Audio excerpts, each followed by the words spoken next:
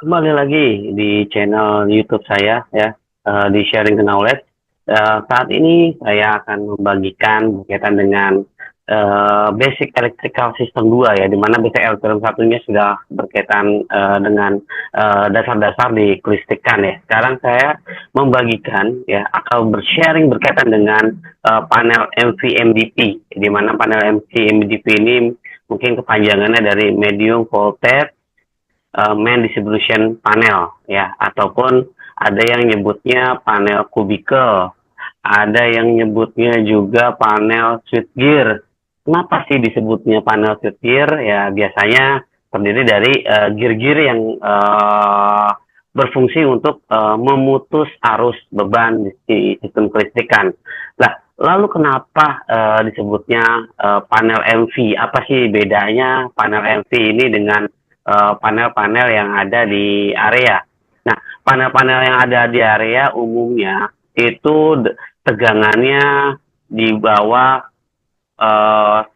Sedangkan kalau MV ini, panel MV MDP ini biasanya banyak yang digunakan ya, terutama di gedung-gedung ya, di gedung-gedung ataupun di bangunan yang menggunakan listriknya besar gitu ya. Biasanya dari PLN, nanti dari PLN ada panel kubikel lagi gitu ya. Jadi bukan panel LV ya. Mungkin kalau showroom-showroom mobil kecil mah masih langsung ke LV ya. Tapi kalau showroom yang menggunakan seperti body pan biasanya dia ada kubikelnya lagi, kubikel, trafo, lalu selanjutnya panel LV. Kurang lebihnya seperti itu. Nah, ini sudah pernah saya jelaskan di video sebelumnya ya, di mana di sini saya menjelaskan bahwa uh, distribusi dari sistem pembangkit itu seperti ini ya, flow-nya ya, bahkan sampai kita gunakan di rumah seperti saat ini ya, penggunaan listriknya itu dari tegangan yang sangat tinggi ya gitu ya, ataupun ekstra tinggi ya, mungkin ada yang nyebutnya ada SUTET, SUTT ya. Kalau SUTET itu ekstra tinggi, SUTT itu tegangan tinggi saja gitu ya. Itu kurang lebih dari panjangannya seperti itu ya. Lalu yang selanjutnya ya, di sini juga sebelumnya saya sudah pernah jelaskan ya. Jadi bahwa dari PLN itu ya masuk ke panel PM ya, tegangan menengah 20 kilovolt ya. Lalu masuk ke trafo, lalu dari trafo ini berfungsi sebagai step down atau menurunkan tegangan ya, dari 20 kV ke 1 kV. Biasanya itu bergantung ya, mau di 380 atau 400 volt ya. Nah, dari situ lalu ada panel LVMDP, mungkin kalau di sini tuh include AMF atau ATS-nya dan include kapasitor bank ya. Lalu panel distribution board, panel kontrol untuk mesin ataupun panel untuk penerangan ataupun lainnya. Ya, ini adalah gambaran secara simpelnya seperti ini gitu ya. Nah, mungkin teman-teman yang walaupun simpel seperti ini ya, biasanya kalau teman-teman yang sedang proses interview kerja untuk uh, elektrikal ya, ataupun engineering electrical, ataupun untuk leader, bahkan sekelas manajer pun ya, pasti sistem basic ini bakal ditanyakan oleh interviewer ya, atau pewawancara. Gimana atau jelaskan coba kelistrikan di gedung ini sampai bisa kita gunakan gitu ya. Ini sangat sering ditanyakan ya, berdasarkan pengalaman saya. Dari mulai panel PM atau kubikel atau MVMDP, itu tegangannya berapa? 20 kV. Lalu masuk ke trafo. Di trafo itu 20 kV untuk di primernya, lalu di sekundernya itu tadi ya 380 atau 400 volt ya, dan seterusnya. Itu kita akan ditanyakan oleh pewawancara pada saat kita melakukan tes kerja ya. Jadi ini sangat penting bagi teman-teman yang berpengalaman di elektrik atau teman-teman yang mau mencari pengalaman di pekerjaan elektrikal. Oke, ini adalah contoh ya. Ini adalah contoh panel MV atau kubikel ya. Jadi di tiap tempat itu biasanya beda-beda. Jadi teman-teman jangan kaget ya. Jadi bentuknya kurang lebih mirip-mirip seperti ini gitu ya. Di mana di sini tuh ada CB atau circuit breaker, entah itu VCB ya. Di sini ada disconnecting switch ya. Lalu di sini juga dia ada indikatornya ya. Lalu di sini ada power metering ya, teman-teman. Jadi di sini tuh banyak uh, komponen yang mungkin kalau secara sepintas tidak terlihat ya. Jadi tapi di sini tuh komponennya sebenarnya lumayan banyak ya. Namun teman-teman harus tetap hati-hati ya karena ini tegangannya tinggi ya. Jadi kalau secara jarak aman itu pada saat kita mengoperasikan pastikan safety-nya ya. Contohnya ini kan 20 kV ya, berarti kita harus memakai safety boot yang di atas 20 kV ya. Lalu sarung tangannya yang gloves-nya yang 20 kV. Lalu pakaiannya pun sama ya. Pakaian untuk anti kelistrikan yang di area medium voltage sendiri gitu ya. Itu yang dipersarankan ya agar teman-teman lebih aman ya. Oke, ini adalah contoh ya mungkin teman-teman dari panel MV itu ataupun tadi kan sudah dijelaskan ya itu ke panel LV itu seperti apa ya. Ini adalah contoh ya. Jadi dari panel MV ya dia masuk ke incoming ya. Lalu ada BC ya nih. Lalu ada gas ya. Lalu ini ada outgoing. Nah, outgoingnya ini lalu ke trafo. Nah, ini masuk ke primer. Lalu di sekundernya ini masuk ke panel ACB ataupun mungkin saya biasanya nyebutnya panel incoming PLN gitu ya. Baru setelah itu masuk ke LV ataupun di sini ada ATS-nya ya. Jadi dari ACB ini sebenarnya masuknya ke ATS. Nanti di ATS ini biasanya dia itu ada 2 input, 1 output. Nah, kenapa ada 2 input? Satunya dari PLN, ya, satunya lagi dari genset, gitu ya. Dia masuknya ke ATS. ATS itu apa sih? Ya, Automatic Transfer Switch, ya. Jadi jadi begitu ada 2 masukan.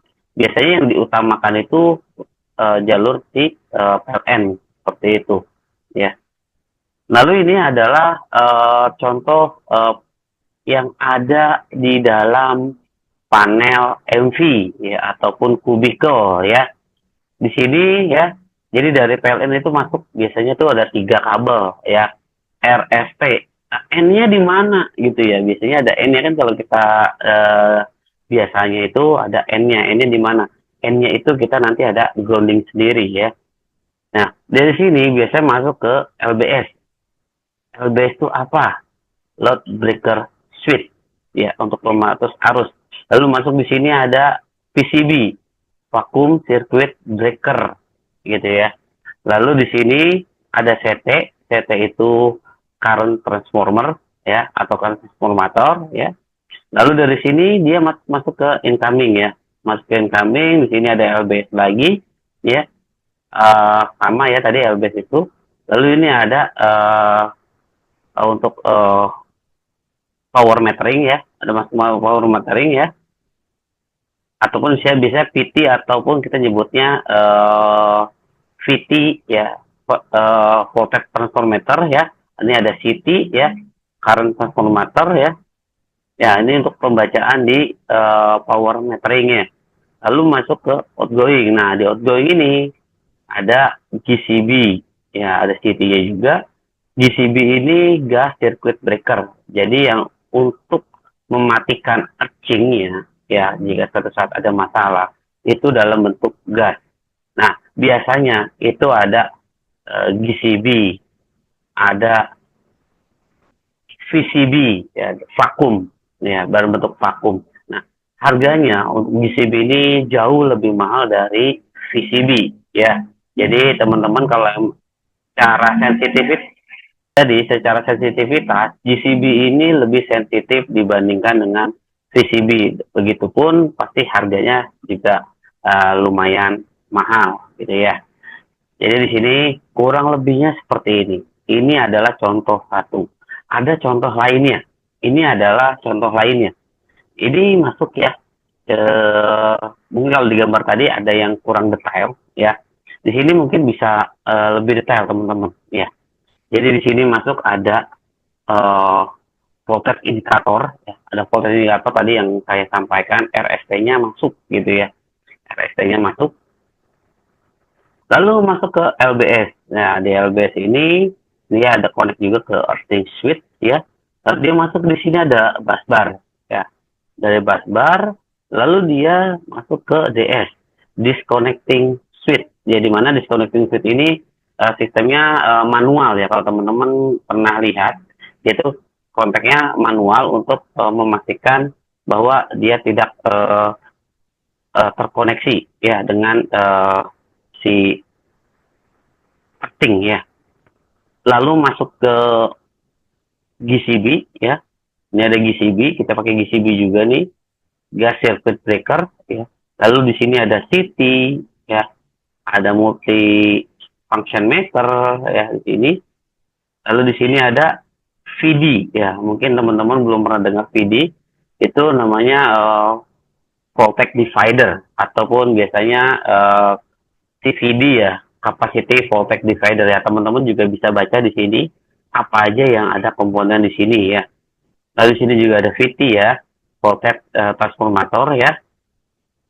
Di sini juga ada heater ya. Kenapa sih ada heater? Supaya udara yang ada di dalam ruangan atau panel ini, kubikel ini atau lemari ini itu tetap kering ya. Karena kenapa? Karena di sini tegangan tinggi. Kalau begitu lembab dia akan mudah terbakar, ibaratnya panas nih ya, kena air langsung meledak gitu ya. Baru di sini ke arah trafo. Nah, ini adalah contoh lainnya ya, di mana panel MV ini ya masuk ke beberapa kubikel ya. Contohnya seperti ini. Ini masuk 1, 2, 3, 4 ya. Ini masuk ya. Lalu masuk sini ya. Ini pun kurang lebih sama ya. Ini ada CT, ada VT ya. Di sini juga ada LBS ya. Ini masuk ya. Ini masuk ya. Nah, lalu sini ya kan. Ada CT, ada LBS, ini masuk feeder 1, feeder 2, feeder 3 ya. Ini adalah contoh lainnya, kurang lebihnya sama, ada LBS, load breaker switch ya. Nah, ini adalah komponen yang ada di panel MV. Contohnya ya, di sini kita lihat ya, ini adalah bentuk VD ya, voltage divider ya. Di sini ada DS-nya, ada CB-nya ya. Nah, ini CB-nya ya, ini LBS ya.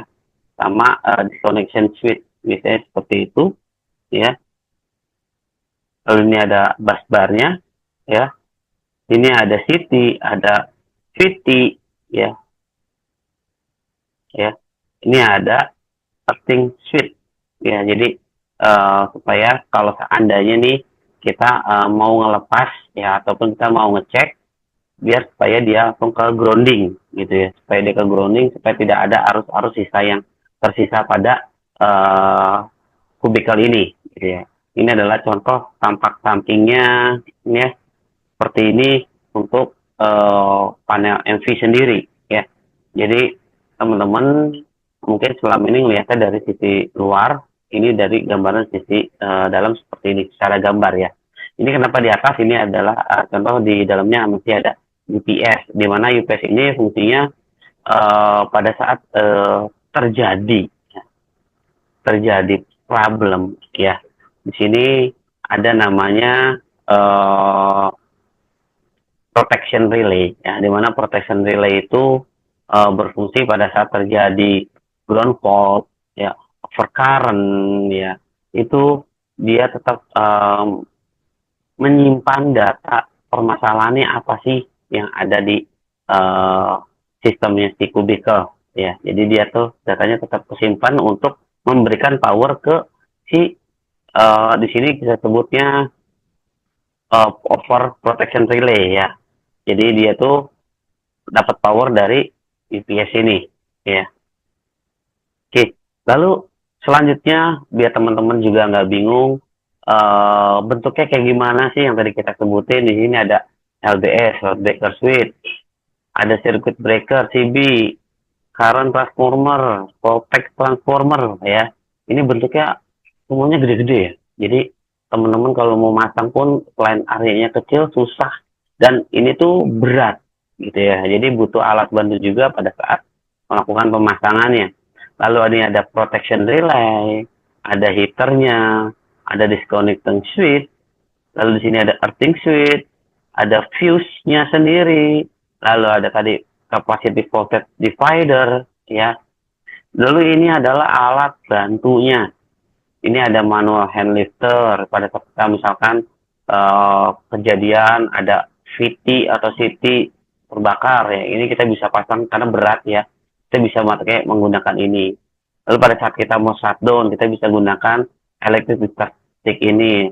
Lalu ini manual handle stick ya pada saat kita mau melakukan kayak disconnecting switch ya. Ini kita bisa menggunakan ini. Jadi handle ini biasanya beberapa alat ini biasanya kita harus taruh di dalam ruangan MV ya. Oke, lalu ini adalah alat-alat yang ada di atau yang kita gunakan untuk panel MV sendiri. Ini ada hypotest. Ini pada saat kita test and commissioning kita ukur ya berapa sih tegangan tembusnya gitu ya. Biasanya dia itu kita lakukan sampai di atasnya kapasitas kita, misalkan dari kita nih bisa 20 sampai kita tes sampai 30 ataupun 40 V. Nah, nanti tembusnya berapa? Apakah di 7 miliampere atau berapa? Biasanya pada saat kita cek itu pada saat kita end commissioning itu ada standarnya. Biasanya itu di bawah 7 miliampere untuk tegangan bocornya ya. Lalu ini ada earthing pada saat kita cek groundingnya. Ini ada insulation, ada thermal imager ya. Pada kita maintenance ya, coba kita cek panasnya berapa sih di sambungan kabelnya ataupun kondisi dari panelnya sendiri ya. Lalu pada saat melakukan tes report di MV-MDV itu ada CT test, ada VT test, OCR, OCGR ya, ini overcurrent ya. Tesnya insulation resistance test, ada meteringnya udah benar atau belum. Lalu ada high voltage test ya, yang tadi yang saya jelaskan, peak current-nya maksimal di 7 miliampere. Lalu ada cek visual, lalu cek mechanical. Mechanical ini jadi kuncinya interlocknya main atau enggak. Lalu secara electrical functionnya main, nyala atau enggak, relaynya dan lain-lainnya. Lalu pada saat kita mempunyai MV ya, itu kita harus melakukan maintenance ya. Contohnya ada visual check, terus noise, ini ada suara bising atau enggak, optimality check ya. Ada cleaning weekly dan yearly. Nah, cleaning weekly ini biasanya kita lebih ke arah luarnya saja ya. Luarnya covernya karena kan harus kalau kita mau bersihin dalam itu kan harus posisinya offline. Nah, ini mungkin pada saat yearly. Ada pengecekan lagi installation testnya pada saat yearly. Lalu kita lakukan room monitoring, temperatur, humidity atau kelembapan dan kebersihannya kita cek ya, misalkan mingguan atau bulanan. Lalu apa aja yang biasanya terjadi trouble di MV? Ada trip karena ada OCR, ya, overcurrent, ada ground fault ataupun ada flicker. Lalu CT atau VT-nya kebakar ya. Lalu manual release or releasing manual handle keras ya. Jadi kita mau disconnectingnya tuh keras, nyangkut gitu ya. Itu juga kadang bisa masalah juga. Ataupun trip direct dari PLN. Sorry, maksudnya pada saat kita terjadi trouble misalkan di area. Nah, di area ini pada saat trouble harusnya itu masalahnya ngetripnya di panel MV ya. Tapi pernah kejadian di MV kita tidak ngetrip, tapi ngetripnya langsung ke gardunya si PLN. Nah, itu juga terjadi masalah. Biasanya kita coba cek lagi ya settingan protection relay kita seberapa ya. Biasanya ada perbedaan settingan antara settingan kita dengan settingan PLN. Biasanya tembus sampai ke PLN. Nah, kalau udah ke PLN itu agak ribet ya. Nah, kita kena denda ataupun kita kena komplain dan lain-lainnya oleh PLN. Kenapa trip atau masalah di tempat kita itu menyebabkan trip di tempatnya mereka. Oke, mungkin itu aja berkaitan dengan EPI. Kurang lebihnya saya mohon maaf, saya hanya share apa yang saya tahu ya. Jika ada yang kurang, mohon ditambahkan di kolom komentar ya. Jangan lupa like and subscribe-nya di channel saya. Jangan lupa kita connection di LinkedIn juga ya. LinkedIn saya nih, Arifin Hidayat. Dan jika ada yang mau bertanya juga bisa langsung WhatsApp saya. Terima kasih. Sampai jumpa di video selanjutnya.